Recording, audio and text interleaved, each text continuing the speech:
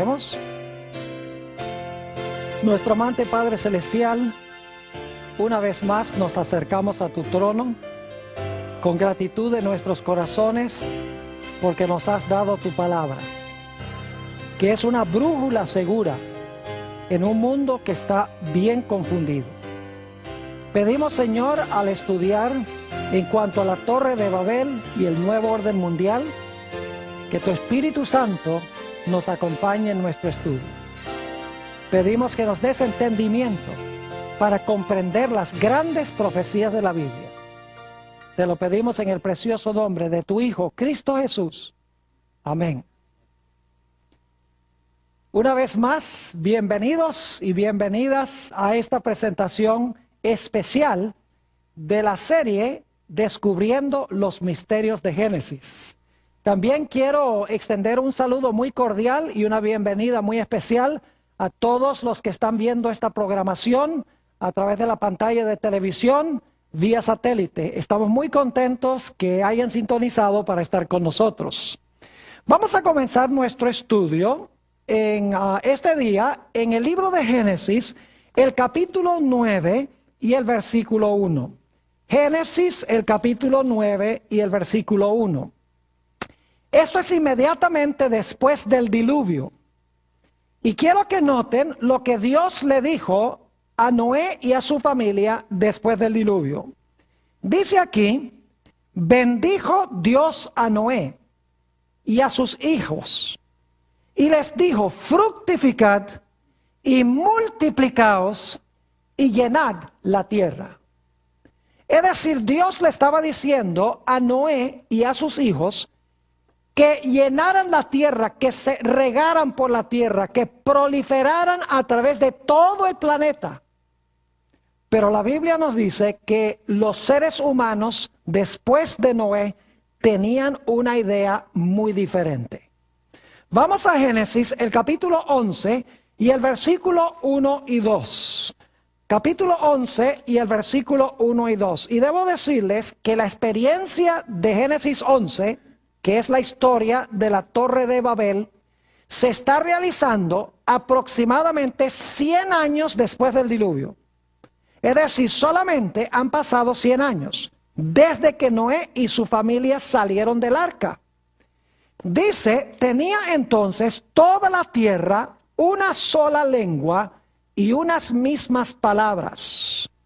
Y aconteció que cuando salieron de oriente, hallaron una llanura en la tierra de Sinar y se establecieron allí. Ahora necesito decirles algunas cosas en cuanto a estos versículos. El arca reposó en un monte que se llama Ararat, que queda hoy en el país de Turquía.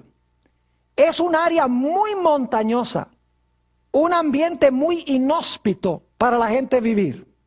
Y por lo tanto, no cabe duda que los que salieron del arca decidieron no quedarse en esa región, sino buscar un lugar más propicio para vivir. Y por lo tanto, emigraron de Turquía y fueron hacia el oriente, al valle de Sinar, como dice aquí. En realidad, eso queda en el valle de Mesopotamia. La palabra Mesopotamia significa entre dos ríos, el río Éufrates y el río Tigris. Es decir, se establecieron allí en ese valle donde hoy queda Irak. Y nos dice este versículo que establecidos allí tenían todos un mismo idioma. Es decir, estaban unidos por un mismo hablar y por un mismo sentir. Ahora, según estudiamos en Génesis 3 y el versículo 15, Dios iba a mandar una simiente al mundo para golpear mortalmente la cabeza de la serpiente o la cabeza de Satanás. Satanás, como hemos visto, se propuso a que no iba a permitir que esa simiente viniera. Y la historia de la Torre de Babel ilustra una vez más cómo Satanás está obrando para impedir que venga la simiente. Era la intención de Satanás, con lo que sucedió en la Torre de Babel, desmoralizar al mundo por completo poco tiempo después del diluvio. Quería corromper a toda la raza humana con el fin de que la simiente no pudiese venir. Habiendo eliminado el linaje, tenía la esperanza de que sin linaje no iba a venir la simiente prometida al mundo.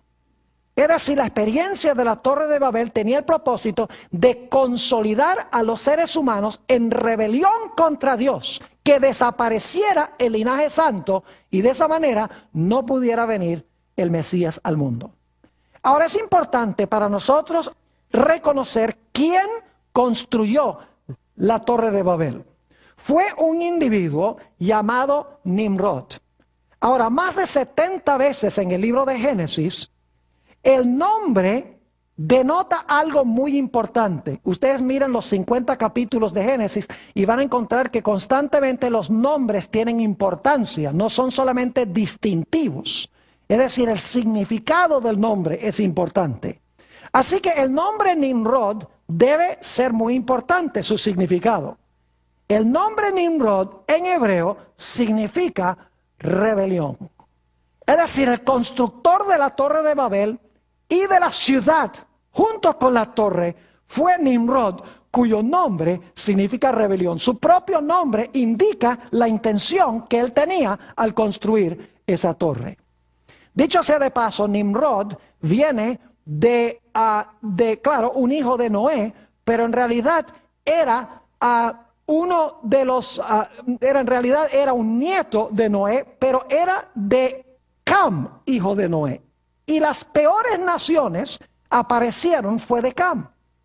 Por ejemplo, si ustedes leen la genealogía en Génesis el capítulo 10 de los hijos de Noé, van a encontrar que Nimrod vino de Cam y de Cam también vinieron las siguientes naciones: Asiria y todas las naciones cananeas que luego procuraron destruir al pueblo de Israel.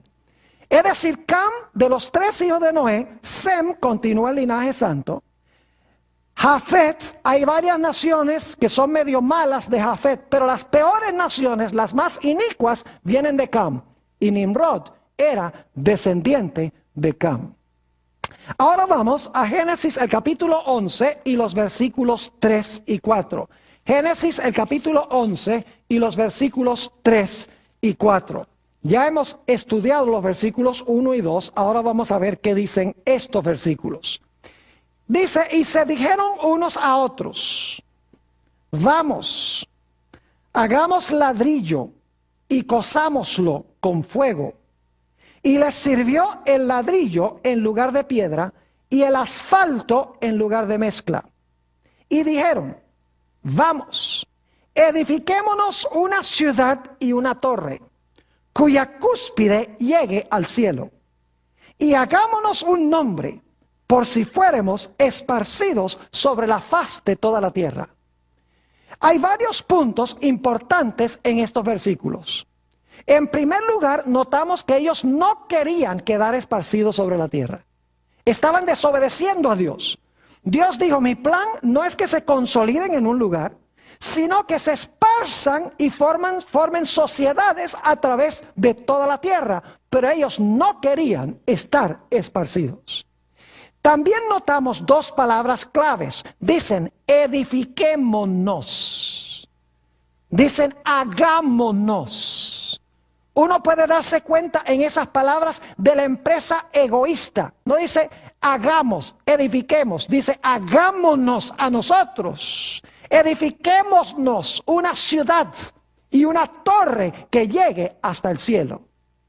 Es interesante notar que en este versículo 3 y 4, y quiero que vayamos allí otra vez porque hay un detalle muy importante en el versículo 3 y 4 de Génesis 11, dice, hagámonos un nombre. Hagámonos un nombre. En realidad lo que significa es, hagámonos famosos. Que nuestro nombre sea recordado indefinidamente. Es decir, era una empresa egoísta. Edifiquémonos, hagámonos un nombre. Es decir, lleguemos a ser famosos sobre la tierra. Saben que es muy interesante que esta palabra que se usa aquí, hagámonos un nombre, es la misma expresión que aparece en Génesis 6 y el versículo 2. Si van conmigo allí un momentico, Génesis el capítulo 6 y el versículo 2, a donde se habla de la mezcla entre los hijos de Dios y las hijas de los hombres. Note lo que dice en el versículo 2 de Génesis 6. Dice que viendo los hijos de Dios que las hijas de los hombres eran hermosas, tomaron para sí mujeres, escogiendo entre todas. Y luego quiero ir al versículo 4. Había gigantes en la tierra en aquellos días. Y también después que se llegaron los hijos de Dios a las hijas de los hombres, y les engendraron hijos. Estos fueron los valientes que desde la antigüedad fueron varones ¿de qué? De renombre. Es la mismita expresión que aparece en Génesis el capítulo 11, cuando dice hagámonos un nombre. Es decir, querían ser de renombre. Y si ustedes ven en Génesis 6 y el versículo 2, los que son gigantes, gentes de renombre, son gigantes para el mal. Porque dice que todo designio del pensamiento del corazón de ellos era de continuo solamente ¿qué cosa? El mal. Es decir, eran de renombre por su maldad y por su separación de Dios. Es decir, que esta empresa era una empresa egoísta, una empresa de rebelión contra Dios. Ahora, uno podría decir, ¿por qué es que ellos querían construir esta torre y esta ciudad, especialmente la torre? Bueno, yo creo que examinando el contexto, había tres razones por las cuales querían construir esta torre. Que llegara hasta el cielo, noten lo que dice. En primer lugar, creo yo que ellos querían hacer una torre tan alta que pudieran explicar la razón por el diluvio.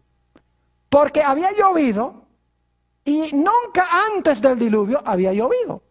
Y ellos dicen, no es científico la idea del diluvio. Quisiéramos saber cómo es que pasó ese diluvio. Y querían edificar una torre que llegara al cielo para explicar la razón por la cual había venido el diluvio. Pero había una razón aún más importante en sus mentes. Y era que ellos se querían construir una torre más alta que lo que habían alcanzado las aguas del diluvio. En caso de que viniese otro diluvio, pudiesen ellos salvarse a sí mismos y Dios no pudiese destruirlos. Una tercera razón es que ellos, en realidad, esta torre, si ustedes miran la arquitectura que se ha descubierto en las excavaciones arqueológicas, van a encontrar que construían allá lo que se llaman templos sikurat. Eran templos con 7 niveles.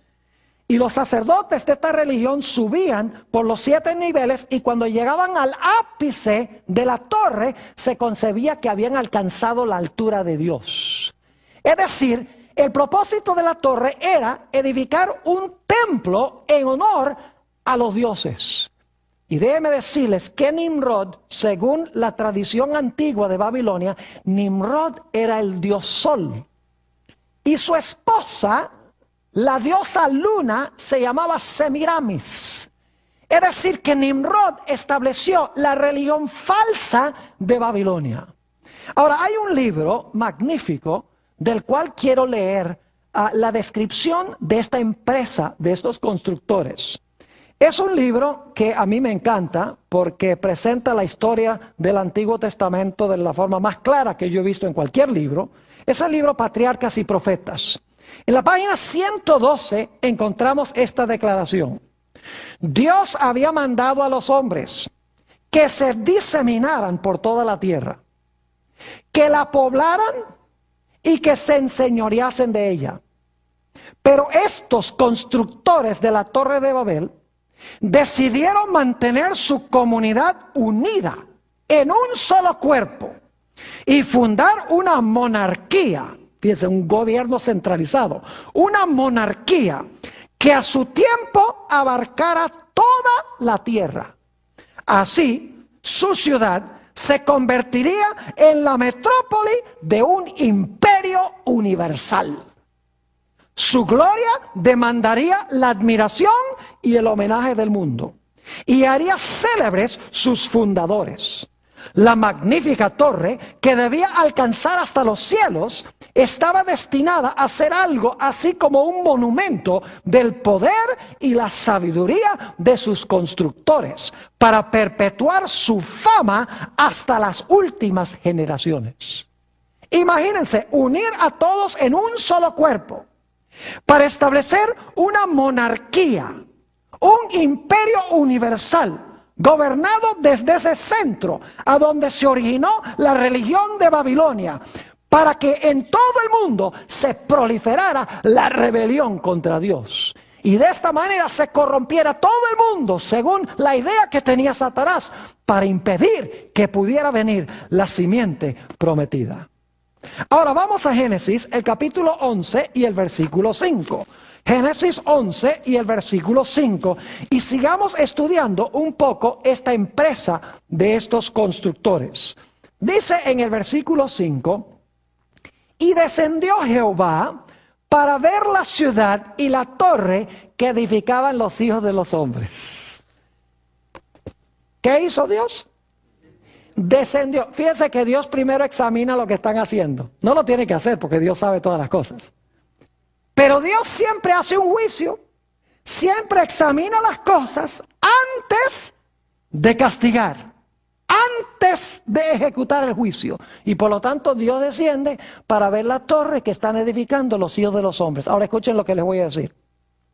Esa expresión, los hijos de los hombres, tiene que verse en contraste con los hijos de Dios. Los hijos de Dios, según vimos en Génesis 6, era el linaje de ¿quiénes? De los fieles. Los que estaban construyendo la torre no eran los hijos de Dios. Los que estaban construyendo la torre eran los hijos de los hombres, que son la contraparte masculina de las hijas de los hombres de Génesis 6, las descendientes del linaje de Caín. Es decir, la expresión hijos de los hombres, hijas de los hombres, representa el linaje de ¿quiénes? El linaje de los caídos. Es otra evidencia de que esta empresa era una empresa impía de rebelión en contra de Dios. Dicho sea de paso, si quieren buscar conmigo Eclesiastés el capítulo 8 y el versículo 11, van a encontrar lo que significa la expresión hijos de los hombres. Eclesiastés el capítulo 8 y el versículo 11. Dice allí: por cuanto no se ejecuta luego sentencia, es decir, porque no se ejecutó la sentencia enseguida, sobre la mala obra, el corazón de los hijos de los hombres, el corazón de los hijos de los hombres está en ellos dispuesto para hacer ¿qué cosa? El mal. ¿Qué es lo que hacen los hijos de los hombres? El mal. ¿Qué es lo que hacen los hijos de Dios y las hijas de Dios? El bien, porque está al lado de Dios. Así que dice que Dios desciende para ver esta empresa que están haciendo los hijos de los hombres, los impíos, los que están en contra de Dios. Dios viene, en otras palabras, a examinar lo que están haciendo. Viene a hacer un juicio. Ahora vamos al versículo 6. ¿Cuál es el resultado de la examinación que hace Dios? Versículo 6. Y dijo Jehová: he aquí el pueblo es uno. Imagínense eso, el pueblo es uno. Tenían el mismo idioma y estaban ¿qué? Unidos en su empresa. ¿Saben que también la impiedad se puede unir? El mal también se puede unir. Aquí lo dice. He aquí el pueblo es uno. Y todos estos tienen un solo ¿qué? Lenguaje. Y ahora escuchen bien, y han comenzado la obra. Este es solamente el principio, dice Dios. Han comenzado la obra y nada les hará desistir ahora de lo que han pensado hacer. Es decir, Dios dice, si yo no acabo con esto en este momento, se va a terminar de desmoralizar la raza humana. Todo el mundo se va a corromper. Se va a formar un imperio gobernado completa y totalmente por Satanás. Yo tengo que hacer algo para coartar esto, o si no, el mundo será completamente irremediable. Así que dice en el versículo 7, ¿cuál va a ser el juicio que Dios va a desempeñar? ¿Se dan cuenta que Dios investiga el caso primero? Viene y mira y dice, bueno, esta gente está en rebelión contra mí. Si yo permito que sigan haciendo esto, el mundo se va a desmoralizar, yo tengo que tomar medidas. Y entonces, después de examinar el caso, ¿qué hace? Ejecuta el juicio. Noten el versículo 7. Ahora pues, descendamos. ¿Y hagamos qué? Confundamos allí su lengua, para que ninguno entienda el habla de su compañero. Ahora yo quiero que ustedes se imaginen la escena. Ya probablemente la torre había alcanzado cierta altura, cierto nivel, porque Dios ha bajado para ver ya cuando la empresa ha avanzado un rato. Imagínense que tenían que pasar los ladrillos de la parte de abajo a los que estaban trabajando arriba. Los que estaban arriba le dicen a los que tienen los ladrillos abajo y tienen el asfalto abajo, le dice, mira, pásame más ladrillos, que se me acabaron. Y el de abajo dijo, what did you say? Tenían un idioma. Y ahora unos empiezan a hablar francés, y otros empiezan a hablar alemán, y otros empiezan a hablar español, y otros empiezan a hablar portugués, y otros empiezan a hablar, quién sabe, ruso, chino, japonés. Se formó la Babilonia. No se pueden comunicar. No pueden continuar construyendo la torre. Es decir, Dios confundió sus lenguas, los dividió. Y no cabe duda alguna de que esta empresa terminó con contiendas. Imagínense las peleas que se habrán formado entre esa gente. Imagínese usted que todo el mundo tiene el mismo idioma y de repente la gente empieza a hablar cada uno un idioma diferente.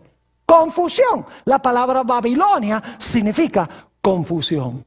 Es decir, su intención de establecer un imperio mundial en rebelión contra Dios, donde no hubiese ni una sola persona justa, terminó en confusión y en fracaso. Noten el versículo 8 del capítulo 11. Fíjense cuál fue la razón por la cual Dios confundió sus lenguas. Dice en el versículo 8, así los esparció Jehová desde allí sobre la faz de toda la tierra y dejaron de edificar la ciudad. ¿Cuál fue el propósito por el cual Dios confundió sus lenguas? ¿Para que qué? Para que se esparcieran por toda la tierra. Eso es lo que él había dicho que debían hacer. Pero ellos quisieron consolidar el mal, quisieron unirse en rebelión contra Dios. Dios dijo, no, lo que voy a hacer es confundir sus idiomas. Y ahora escuchen bien lo que pasó. ¿Creen ustedes que es un buen plan tener muchas naciones, muchas lenguas, muchas diferentes culturas? Yo creo que sí debe haber. Yo sé que es un buen plan. Y ustedes dicen por qué razón. Debe explicarles por qué Dios vio que era un buen plan. Es mucho más difícil crear una rebelión mundial con muchos diferentes grupos pequeños. Es mucho más difícil que todo el mundo se una comúnmente en rebelión cuando uno tiene muchos diferentes idiomas, muchas diferentes sociedades y muchas diferentes culturas.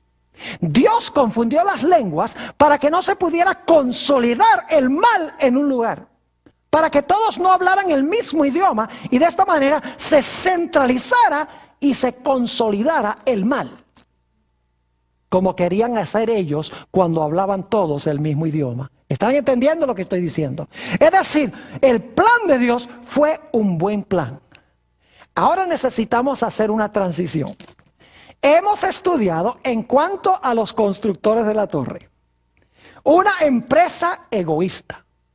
Una empresa de rebelión contra Dios, denotado por el nombre Nimrod, el que se concebía como el dios Sol. Una empresa que tenía el propósito de consolidar y unir a todo el mundo en rebelión contra Dios, estableciendo esta falsa religión del dios Sol y de la diosa Luna, dicho sea de paso. Porque en la antigüedad adoraban primordialmente el sol y también la luna. Y Dios dijo, no, esto no lo voy a permitir porque me van a desmoralizar el mundo, se va a perder el linaje santo y no voy a poder traer el Mesías al mundo. Así que Dios los dividió, se esparcieron y ahora el mal no se podía consolidar. El mal podía aparecer en diferentes sitios, pero todo el mundo no podía unirse ahora en rebelión contra Dios tan fácilmente como si todos hablaran el mismo idioma. Ahora escuchen bien. Inmediatamente después de esta experiencia de la Torre de Babel, y dicho sea paso, dice que Dios llamó a ese lugar Babel, dice en el versículo 9, lo llamó Babel, de donde viene la palabra ¿qué? Babilonia. ¿Se menciona Babilonia en Apocalipsis? Oh, sí. Pero si quieren entender lo que quiere hacer Satanás en Apocalipsis, tienen que entender lo que Satanás quería hacer en Génesis. Porque al final él va a querer hacer lo mismo que hizo allá en la Torre de Babel. Desmoralizar y corromper el mundo entero. Ya no para impedir que venga la simiente, sino con el fin de hacer desaparecer a los justos del planeta Tierra. Para que desaparezca de una vez por todas la simiente de la simiente, es decir, los seguidores de Jesús. Es interesante, escuchen bien, que inmediatamente después que termina esta historia de Babel, a donde habla de los hijos de los hombres, esos rebeldes que querían establecer esa religión falsa, en el siguiente versículo, en Génesis 11 y el versículo 10, comienza la genealogía de los justos. Es decir, Sem y sus descendientes están en contraste con los constructores de la Torre de Babel. Génesis 11 presenta a los constructores de la Torre de Babel, estos son los hijos de los hombres. Set y sus descendientes son ¿quién? Son los hijos de Dios. Son el linaje de donde vendrá ¿quién? De donde vendrá el Mesías. Es decir, en Génesis 11 tenemos otra vez la idea de las dos simientes. Los constructores de la torre que quieren consolidar el mundo en rebelión contra Dios. Y tenemos a los descendientes de Sem, de donde finalmente vendrá ¿quién? De donde finalmente vendrá el Mesías. Ahora escuchen bien. Poco después que se construyera la Torre de Babel y Dios confundiera las lenguas, nació un hombre llamado Taré. ¿Saben ustedes quién fue Taré? El padre de Abraham. Y sucedió poco después de la Torre de Babel. Unos pocos años nada más. Y quiero que noten lo que empezó a suceder con Taré. Vayan conmigo a Hechos 7. Vamos a leer dos pasajes. Hechos 7, 2 al 4 primero. Y luego vamos a ir a otro pasaje. Hechos 7 y el versículo 2 hasta el versículo 4. Aquí está hablando a Esteban sobre la experiencia del pueblo de Israel. Y dice, y él dijo, varones hermanos y padres, oíd. El Dios de la gloria apareció a nuestro padre Abraham, estando ¿dónde? ¿Dónde estaba Abraham? Oh, ¿y qué se construyó allí? La Torre de Babel, en Mesopotamia, antes que morase en Harán. ¿Y qué le dijo Dios? Y le dijo, sal de tu tierra y de tu parentela, y ven a la tierra que yo te mostraré. Entonces salió de la tierra de ¿quiénes? De los caldeos, y habitó en Harán. Yo pregunto, ¿quiénes eran los caldeos? Los babilonios. ¿Recuerdan en Daniel el capítulo 2 que Nabucodonosor mandó a llamar a los caldeos en el imperio de Babilonia? Es decir, ¿dónde vivía Taré, el padre de Abraham? Vivía en Babilonia. Vivía a donde se construyó ¿qué cosa? La Torre de Babel. Ahora, ¿qué problema había con eso? Vayan conmigo a Josué, el capítulo 24. Josué, el capítulo 24. Y vamos a leer los versículos 2 y 3. Josué 24 y los versículos 2 y 3. Había un problema con Taré allí en Babilonia. Satanás estaba tratando de hacer algo con él. Dice en el versículo 2...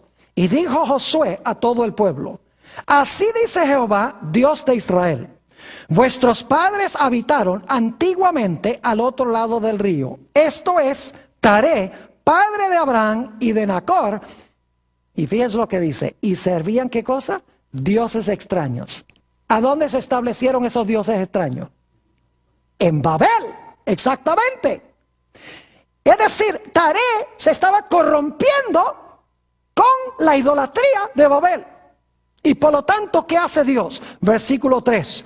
Y yo tomé a vuestro padre Abraham del otro lado del río, es el río Éufrates, y lo traje por toda la tierra de Canaán y aumenté su descendencia y le di ¿a quién? Y le di a Isaac. ¿Qué hizo Dios para salvar a Abraham? Para que no se corrompiera con la falsa religión de Babilonia, para que no desapareciera el linaje de donde iba a venir el Mesías. Dice que Dios Dios lo sacó para que el linaje santo no se terminara de ¿qué? De corromper. Y ahora escuchen lo que les voy a decir. La mayoría de los expositores de las profecías hoy en día dicen que las profecías todas se centran en Israel. Oh, sí, se va a reconstruir el templo de Jerusalén allá. Y se va a levantar un anticristo que se va a sentar allá en el templo. Y luego van a venir los chinos y los rusos y van a atacar allá a Israel. Es decir, toda la interpretación de las profecías se centra en Israel. Pero ¿saben algo?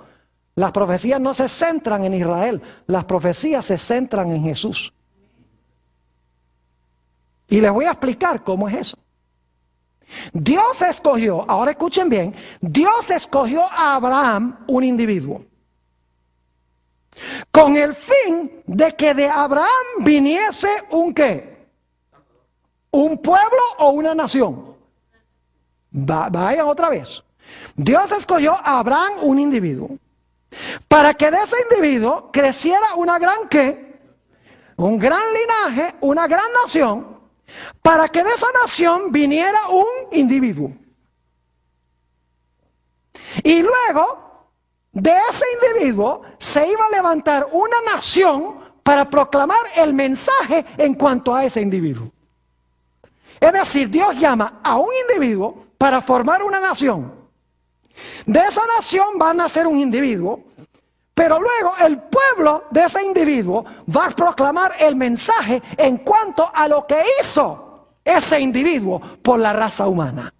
Es decir, el propósito por el cual Dios escogió a Abraham no es porque Abraham era especial, no es porque el pueblo de Israel que vino de Abraham era especial. El propósito por el cual escogió a Abraham y escogió al pueblo de Israel era porque de Abraham y de Israel iba a venir ¿quién? Iba a venir el Mesías prometido. Es decir, el centro de las profecías no es Abraham, no es Israel. Abraham e Israel son funcionales para traer al mundo al Mesías. Y luego el pueblo del Mesías, después del día del Pentecostés, van a ir a Jerusalén, a Samaria y a todos los confines de la tierra con el mensaje de este individuo. Una nueva nación, la iglesia cristiana, proclamando el mensaje de Jesús. Es decir, el centro de las profecías no se encuentra en Israel ni en Abraham. El centro se encuentra en Jesús. Note lo que dice Gálatas 3:16. Está clarísimo en la Biblia. Gálatas el capítulo 3 y el versículo 16. Y el tema que estamos estudiando esta noche es crucial para entender lo que vamos a estudiar más adelante en nuestro seminario. Así que por favor presten atención, no solamente ustedes, sino los que están viendo también por la pantalla de televisión vía satélite. Gálatas el capítulo 3 y el versículo 16. Ahora bien, a Abraham fueron hechas las promesas y a su simiente. No dice y a las simientes como si hablase de muchos, sino como de uno, y a tu simiente, la cual es Cristo. ¿A quién se le hicieron las promesas? Las promesas se le hicieron a Abraham, pero especialmente a su simiente. Y la simiente de Abraham, ¿quién es? Cristo. Es decir, el propósito de las profecías no es Israel. El propósito de las profecías es apuntar hacia Jesús. Noten 2 de Corintios, el capítulo 1 y el versículo 20. 2 de Corintios, el capítulo 1 y el versículo 20. Aquí habla de las promesas que Dios ha hecho, ya sea a Abraham o cualquier promesa que haya hecho. Dice allí, porque todas las promesas de Dios son en él sí, y en él, amén, por medio de vosotros, para la gloria de Dios. Todas las promesas son sí y amén, ¿en quién? ¿En Abraham o en Jesús? Es decir, las promesas que Dios le dio a Abraham, no las trae Abraham a fructificación, sino que las promesas las trae ¿quién? ¿Y las cumple quién? Las cumple Jesús. Es decir, las profecías son mesiánicas. No debemos enfocarnos en el pueblo de Israel. Y Dios colocó, escúchenme, Dios colocó al pueblo de Israel en la encrucijada de 3 continentes: África, Europa y Asia, con el fin de que todas las naciones tuvieran que pasar por allí, para que Israel anunciara que iba a venir allí a Canaán, iba a nacer allí en la tierra de Israel el Mesías prometido. Es decir, no debían enfocarse en ellos mismos, debían enfocarse en el Mesías que iba a venir del linaje que Dios estaba preservando en ellos. Dios le hizo 4 promesas a Abraham. Y solo las voy a mencionar, ustedes las tienen en la lista. La primera está en Génesis 12 y el versículo 3, donde dice que Dios le prometió a Abraham que en él serían benditas todas las naciones de la tierra. Y algunos dicen, ve, en Abraham todas las naciones iban a ser benditas. Pero si ustedes leen con cuidado, por ejemplo, Génesis 22, 18, dice, en tu simiente serán benditas todas las naciones de la tierra. Es decir, Abraham trae la bendición porque trae al Mesías. Pero el Mesías es el que trae la bendición. Solamente que Abraham tiene a Isaac y luego del linaje viene el Mesías. La segunda promesa, Dios le prometió a Abraham la tierra. Pero saben que Abraham entendió que lo que Dios le estaba prometiendo no era la tierrita de Canaán, como creen hoy en día. Ay, Dios le prometió a los judíos la tierra de Canaán, así que hay que sacar a todos los palestinos. Eso es lo que dicen muchos protestantes. Esa tierra es de Israel, por derecho divino. Pero saben que Abraham entendió muy bien que la tierra prometida no era la tierra de Canaán, sino que era todo el mundo. En Romanos 4 y el versículo 3 dice que Abraham entendió que él iba a ser el heredero del mundo. En Hebreos el capítulo 11, que no está en la lista, dice que Abraham y los otros patriarcas, dice que esperaban una ciudad cuyo artífice y fabricante era ¿quién? Dios. Buscaban una patria, no la terrenal, sino la ¿qué? La celestial. Yo pregunto, ¿ustedes creen que Abraham es el que trae el cielo? ¿Ustedes creen que los santos heredan la tierra por lo que hizo Abraham? ¿Ustedes creen que la bendición la trae Abraham? ¿Qué va si Abraham fuera pecador? Él no puede traer ninguna bendición. Él no puede recuperar la tierra. Se menciona a Abraham porque a través de Abraham viene ¿quién? Jesús, quien va a cumplir estas promesas. En Génesis 22, 18 dice que a Abraham se le devolvería el dominio, es decir, el reino, el reinado, el dominio. ¿Quién es en realidad el que recupera el reino y el dominio? Es Jesús, según Daniel, el capítulo 7. Y luego en Génesis 15, 5, Dios prometió la simiente. La simiente no era Isaac, la simiente prometida era ¿quién? La simiente prometida era Cristo Jesús. Es decir, en la Torre de Babel, Satanás quería corromper a toda la raza humana. Pero Dios, nos dice en Génesis, tenía un linaje, comenzando con Set, que iba a preservar la verdad de Dios. Y de Abraham, y últimamente iba a venir el Mesías prometido de la nación que Dios escogió para preservar la verdad y para preservar el linaje. Es interesante notar que en San Juan 8 y el versículo 56, Juan 8 y el versículo 56, se nos dice que Abraham entendió esto. Algunas preguntan, ¿será que Abraham entendió este asunto de que las promesas no se iban a cumplir a través de él, sino que era a través del Mesías? Claro que lo entendió. Nota en Juan 8 y el versículo 56. Dice allí, hablando a Jesús, Abraham vuestro padre se gozó de que había de ver mi ¿qué? Mi día. Y lo vio y ¿qué? Y se gozó. Y en nuestro próximo tema vamos a estudiar la experiencia de Génesis 22, donde Dios manda a Abraham a sacrificar a su hijo Isaac. Y vamos a encontrar que esa es una profecía maravillosa, extraordinaria en cuanto a Jesús, en cuanto al Mesías. Y Abraham lo entendió muy bien. Entendió que el acto de estar dispuesto a sacrificar a su hijo representaba en realidad el sacrificio de Jesús. Abraham vio mi día y dice, y se gozó. Abraham entendió que la bendición no la iba a traer él. La bendición la iba a traer el Mesías. Es decir, Dios escogió a Sem. De Sem sigue el linaje, llega a Abraham. De Abraham continúa el linaje. Finalmente, de ese linaje viene ¿quién? Jesús. Y entonces se cumple la promesa de la bendición, la promesa de que los santos tomarán la tierra por heredad, la promesa de que Cristo reinará con su pueblo y la promesa de que la simiente de Dios estará siempre con su pueblo. Note lo que dice en Gálatas 3 y el versículo 13 y 14. Fíjense quién es el que trae la bendición. Gálatas el capítulo 3 y los versículos 13 y 14. La bendición no la trae Abraham. Solo la trae Abraham porque él comienza el proceso de donde vendrá el Mesías. Gálatas el capítulo 3 y vamos a leer los versículos 13 y 14. Dice allí, Cristo nos redimió de la maldición de la ley, hecho por nosotros maldición, porque está escrito, maldito todo aquel que es colgado en un madero. Ahora escuchen bien, ¿qué es la consecuencia de que Jesús cargó nuestra maldición, cargó nuestro pecado?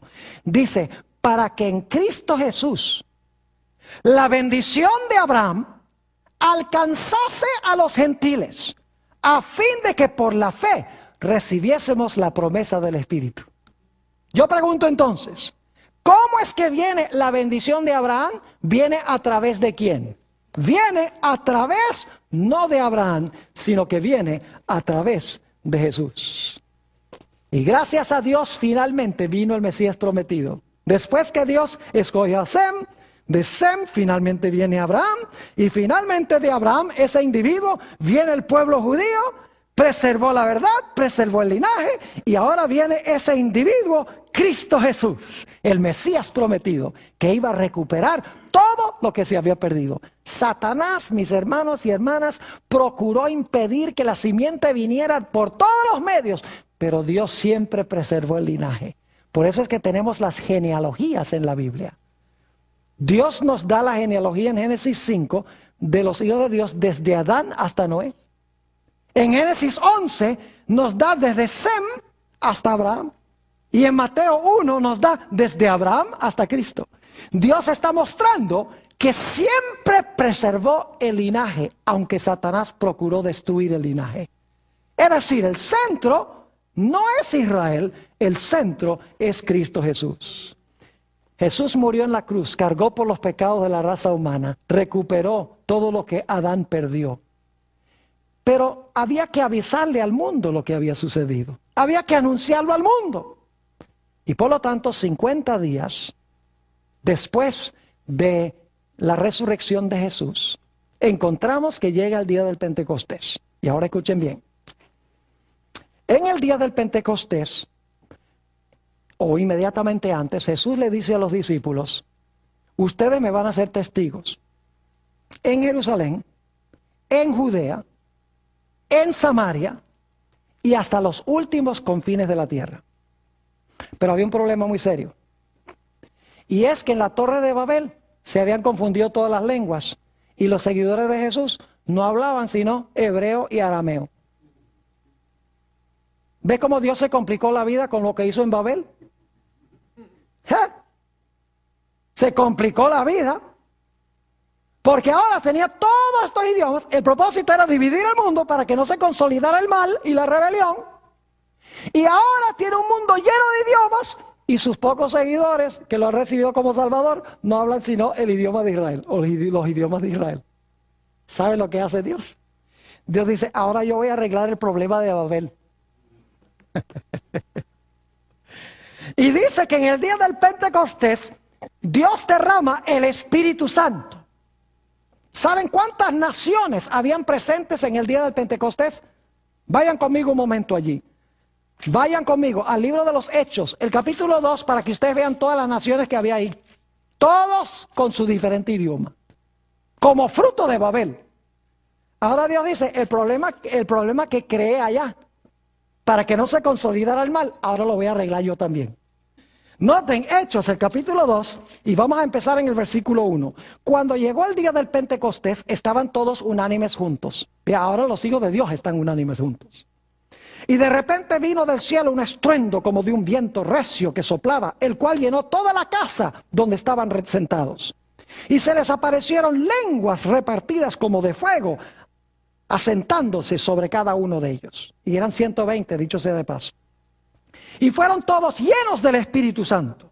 Y comenzaron a hablar en otras lenguas, según el Espíritu les daba que hablasen. Y créanme que no estaban hablando tonterías. No estaban hablando en un idioma que nadie entiende. El don de lenguas es un don de hablar idiomas que el que habla no conocía antes, con el fin de compartir el Evangelio de Cristo. Note lo que sigue diciendo en el versículo 5. Moraban entonces en Jerusalén judíos, varones piadosos de todas las naciones bajo el cielo. Todas las naciones que se originaron después de Babel. Y hecho este estruendo, se juntó la multitud y estaban confusos, porque cada uno les oía hablar en su propia lengua. Habían varios predicadores, eran 120, y cada uno estaba hablando un idioma de los que estaban presentes ahí. ¿Ven cómo Dios está arreglando el problema de Babel? Y estaban atónitos y maravillados, diciendo, mirad, ¿no son galileos todos estos que hablan? ¿Cómo pues les oímos nosotros cada uno en nuestra lengua en la que hemos nacido? ¿Cómo es que les oímos hablar en nuestro propio idioma? Y ahora escuchen las naciones. Partos, medos, elamitas y los que habitamos en Mesopotamia, en Judea, en Capadocia, en el Ponto, en Asia, en Frigia, en Panfilia, en Egipto, en las regiones de África más allá de Cirene, y romanos aquí residentes, tanto judíos como prosélitos, cretenses y árabes. 13 naciones. Y dice, les oímos hablar en nuestras lenguas las maravillas de Dios. Ahora fíjense, Dios escogió a Abraham, un individuo. Trajo una nación para preservar la verdad de Dios y para traer el Mesías prometido al mundo. Viene ese individuo de la nación y luego el individuo tiene un pueblo o una nación que tiene que proclamar el mensaje sobre lo que ha hecho el Mesías. Y Dios derrama su Espíritu Santo y le da a esa nueva nación, a la iglesia cristiana, la capacidad de hablar lenguas de las naciones para que puedan contar las maravillosas obras que Dios ha hecho a través de Jesús, el Mesías prometido. Dicho sea de paso, hay 3 palabras claves en Génesis 11 y el versículo 7 que quiero que notemos. Génesis 11, 7, por si acaso alguno cree que no hay una conexión entre Babel y Pentecostés, sí lo hay. Dios está arreglando el problema de Babel, pero lo está usando para unir a su pueblo. Fíjense que no le da la capacidad de lenguas a todo el mundo para que se unan de nuevo, sino que le da la capacidad de hablar lenguas a su pueblo, porque sabe que no van a consolidar el mal, sino que van a hablar el bien. Ahora, note lo que dice Génesis 11 y el versículo 7. Dice, ahora pues descendamos y confundamos allí su lengua. Esa es la primera palabra, la palabra lengua. Para que ninguno entienda, esa es la segunda palabra clave, ninguno entienda el habla de su compañero. 3 palabras, lengua, entienda y habla. Ahora vayan conmigo al libro de los Hechos, el capítulo 2 y el versículo 6 y 7. Hechos, el capítulo 2 y el versículo 6 y el versículo 7. Las mismas 3 palabras. Dice, y hecho este estruendo, se juntó la multitud y estaban confusos, porque cada uno les oía hablar, ahí está la misma palabra, hablar en su propia lengua. Y estaban atónitos diciendo, mirad, ¿no son galileos todos estos? ¿Cómo pues les oímos hablar cada uno en nuestra lengua en que hemos nacido. Las mismas tres palabras que aparecen en Génesis 11:7 aparecen aquí en Hechos el capítulo 2. Sabemos que Dios está deshaciendo lo que sucedió en la Torre de Babel ahora para proclamar el Evangelio de Cristo. Ahora, en los pocos minutos que nos quedan, yo quiero decirles algo. El diablo, a pesar de que este mundo está compuesto de diferentes naciones y lenguas y sociedades y pueblos, el libro de Apocalipsis nos dice que al mero final de la historia, el diablo va a unir a todo el mundo en rebelión contra Dios. Lo que sucedió en Babel, el establecimiento de la falsa religión, se va a establecer a nivel global, a pesar de todos los idiomas, a pesar de todas las culturas. Por eso Dios ha dado a su pueblo el mensaje para que puedan avisarle al mundo de que no hagan esto. Ahora, quiero mencionarles rápidamente los versículos. Apocalipsis 17:5, y no los vamos a leer, pero Apocalipsis 17:5 habla de Babilonia como el poder que va a gobernar el mundo al final de la historia. Fíjese, Babilonia, Babel. La palabra Babilonia viene de allá, de Babel. Apocalipsis dice que Babilonia en el último tiempo se va a dividir en tres partes. El dragón, la bestia y el falso profeta. Y usted dice, ¿qué es eso? Bueno, tenemos varios temas en esta serie donde vamos a hablar del dragón. Vamos a dedicar uno completo a la bestia y vamos a dedicar uno completo al falso profeta. Babilonia al final de la historia va a unir estos tres poderes o estos tres grupos. Se van a unir en unión impía. Y dice en Apocalipsis 17:1 que esta Babilonia, que se compone de tres partes, el dragón, la bestia y el falso profeta, se va a sentar sobre muchas aguas. Se le llama la gran ramera, la religión apóstata, unida con los reyes de la tierra. Dice que se va a sentar sobre muchedumbres, naciones, lenguas y pueblos, que son las aguas de Apocalipsis. Es decir, va a gobernar sobre todas las naciones.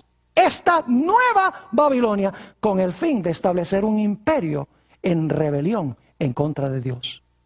Y dice en Apocalipsis 18:1-3 que esta Babilonia le va a dar su vino a todas las naciones.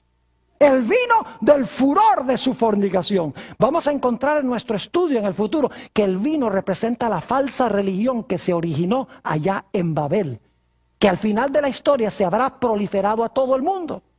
Entre esas doctrinas está la doctrina de la inmortalidad del alma. Entre esas doctrinas está la idea de que el domingo es un día santo. Entre esas doctrinas está inclusive, yo no sé si ustedes saben, pero el rosario se usa en diferentes religiones del mundo. El rosario lo usan los hindúes, lo usan los budistas, lo usan los musulmanes, lo usan los católicos. Y uno dice, ¿y cómo es que todos usan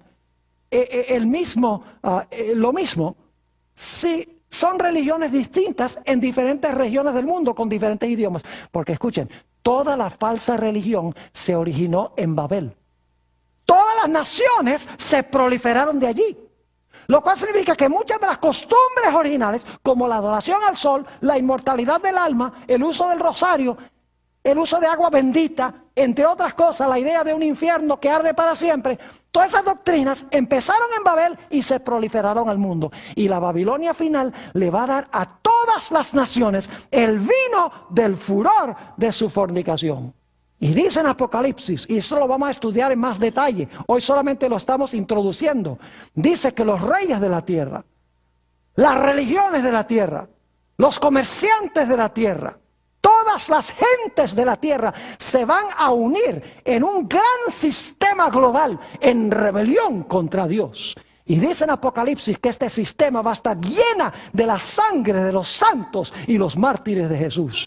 Es decir, el diablo va a querer extirpar del planeta Tierra a los que son fieles a Dios y no siguen estas falsas ideas religiosas que tiene Babilonia. Y queridos amigos, Dios ha levantado un pueblo en Apocalipsis 14 para proclamar tres mensajes. El primer mensaje dice, teme a Dios y darle gloria, porque la hora de su juicio ha llegado. Y adora al Creador del cielo, la tierra, el mar y las fuentes de las aguas.